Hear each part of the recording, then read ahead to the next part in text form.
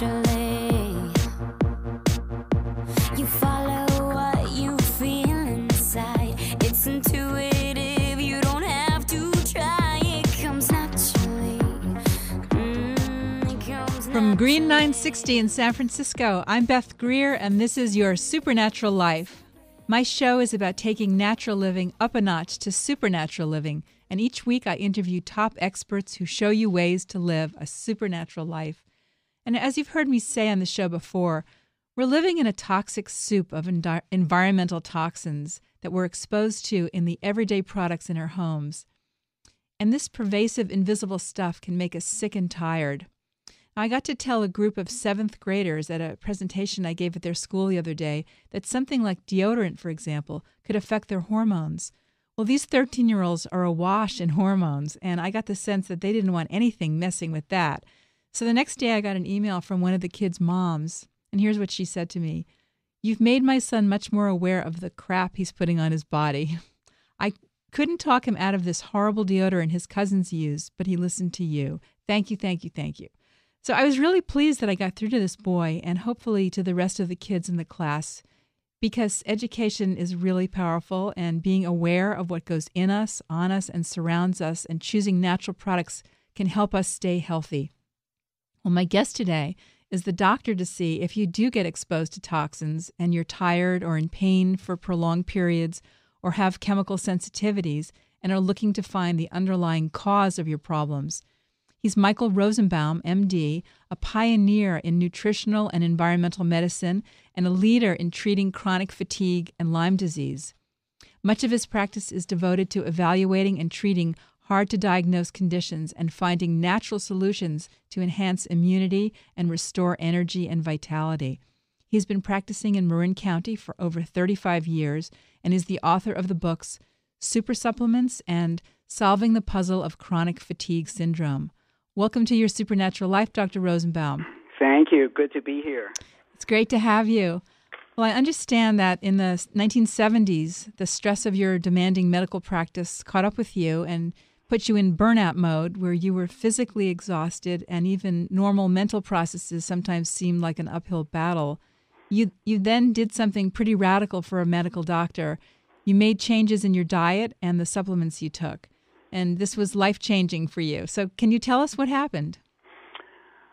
Well, I, as well as many of my colleagues right now, became disillusioned with what I call now symptom suppression medicine, which is pharmaceutical medicine, because all it tends to do is suppress symptoms and, doesn't really get to the heart of the issue and to the core. Mm-hmm. And so I decided to try to get to the core. And obviously diet had a lot to do with it, because I had been inadvertently gaining weight and overeating as a way of dealing with stress. And as a young physician, of course, there's a lot of stress.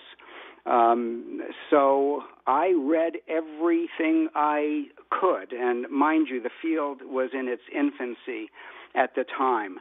And I was exposed to the real early pioneers of natural medicine, nutritional medicine, people like Adele Davis, who got me started on this journey. Mm-hmm. And having done a lot of reading, I changed my diet. And this was a process that took me a year, and there were no other people to look up to. Right. So what did you change it to, and what was it? Well, I was overeating too many carbs. Mm-hmm. At the time, and I mean, at that time I didn't think twice about eating cakes and cookies and cheesecake and whatnot. I grew up in New York City, right, with a lot of cheesecake and right. Me things too. of that sort. Right. And I was introduced to the world of vitamins and nutrients, although at the time our black bag contained very few products. I mean, the field was actually in its infancy. And I helped, to join a group of other physicians, and we helped to pioneer this field, at least out on the West Coast. And I think the field actually really had its roots here in Northern California. Uh-huh. As so many movements are starting out here. So I'm so happy to live out here now, because I'm also from New York and was also used to eating cheesecake. So now, most people I talk to today say they're very busy. It's like, how are you? I'm very, very busy, and I'm very, very tired. So what do you think's going on? Is it that they're working too much? Is it the stress? Is it exposure to things like environmental toxins? What's your take on that? Here's where the sleuth comes in. Uh-huh. I love to sleuth, and everybody tends to have his or her own nutritional blueprint and or lifestyle blueprint as to what is causing fatigue, and so that necessitates a pretty thorough, history taking. And so I spend about an hour and a half with people, and I inquire about day-to-day things. What do you eat? How do you sleep? What kind of stresses do you have day-to-day, in your work? Are you exercising or not? And of course, what do you eat, and are you taking any supplements? And I got involved about 5 years after beginning this quest, and about 1980, in the whole field of allergy, something I never could have imagined myself doing as a physician. My training was in psychiatry. Mm-hmm. That was my original training. And it turns out that most of the people who pioneered this whole field of natural medicine, many of them were actually psychiatrists. Huh. So, wow, that's interesting. So I got into the field of allergy, and I began to test for airborne and food allergies, and this was over 30 years ago. And I found that food allergy had a lot to do with excess appetite, weight gain, fluid retention, and fatigue. In fact, one of the cardinal symptoms of food allergy is fatigue. So I have to look at a smorgasbord of different possibilities.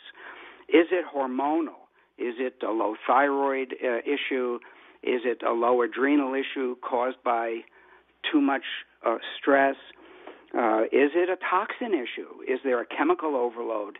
Is there a lead or a mercury or a cadmium overload? And these are things, of course, that I can test for and get objective evidence.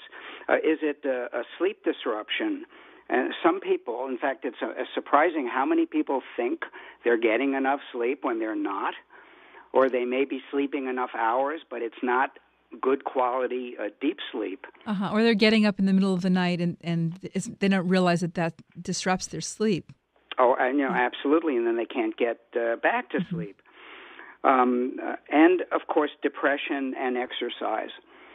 Now, if a patient goes into an ordinary physician and says, I'm tired, well, some of these things are going to be looked at. They're going to look to see if the person has anemia or a low blood count or has a low iron level. Right, but they're not going to look at food allergies, for example, correct? Exactly. Okay. And they're not going to look at nutritional deficiencies or how are your mitochondria working, which are the energy factories inside each cell. Well, it turns out that mitochondria that don't work well is now a very hot topic, and it may be the central cause of many, many illnesses, including aging itself. Interesting. And so what would make the mitochondria not work well? Is it some of the things that you're talking about, a food allergy, for example, or exposure to toxins? Well, they tend to diminish in number and function as we age. So that's a natural process of aging, but I think it can be reversed. But also, free radical damage, a lack of antioxidants can help damage mitochondria because these energy factories are actually unprotected. They somehow through evolution don't have the antioxidant protection that other parts of the cell do, and they're subject to a bombardment of free radicals.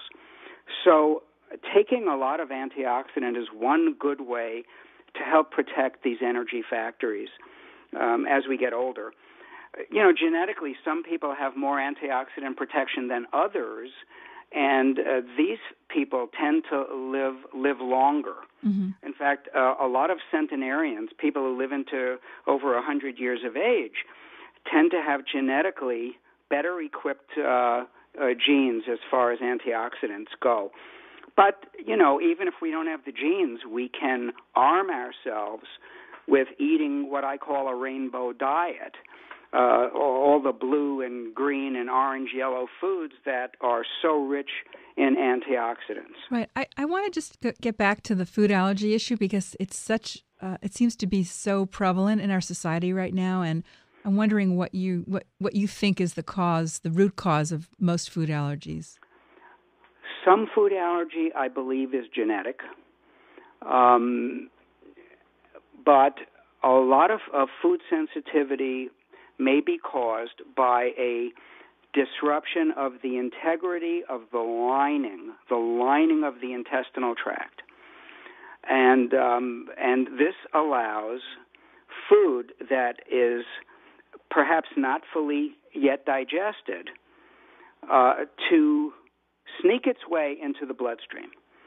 And the immune system is not used to looking at particles that are this large, identifies these particles as being foreign and worthy of being attacked. Mm-hmm. So this is one major theory for why food allergy, develops. Why does the lining get disrupted? Well, infections can do it.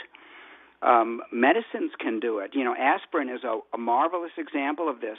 Aspirin or Advil, ibuprofen disrupt the lining of the intestine. Mm-hmm.